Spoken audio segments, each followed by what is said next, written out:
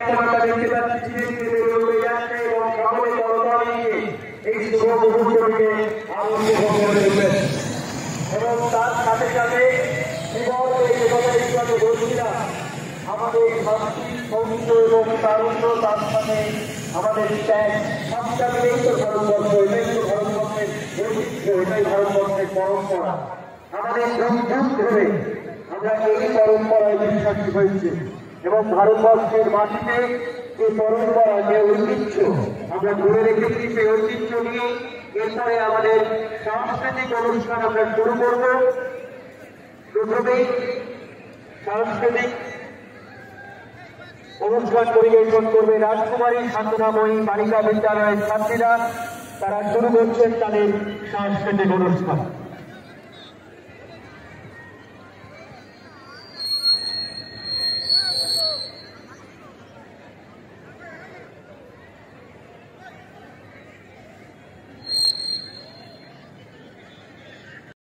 নমস্কার বন্ধুরা, তারা মাঠের মধ্যে চলে এসেছেন। আজকে একমাত্র যারা কর্মসূচিতে রয়েছেন তারাই মাঠে থাকবেন। ৭তম প্রজাতন্ত্র দিবস, যারা পার্টিসিপেট করছে তারাই মাঠে থাকবেন, বাকিরা সবাই মাঠ থেকে একটু বাইরে চলে আসবেন।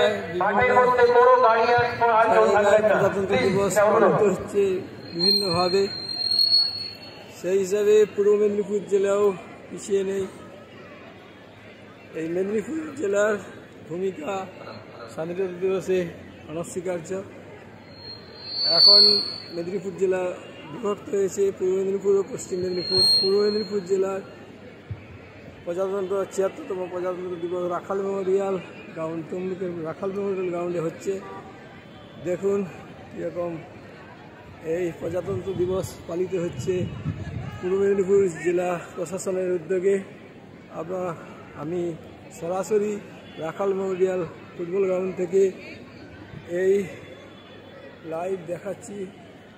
আপনারা দেখুন এই ৭৬তম প্রজাতন্ত্র দিবস পূর্ব মেদিনীপুর জেলা প্রশাসনের উদ্যোগে রাখাল মেমোরিয়াল ফুটবল গ্রাউন্ডে।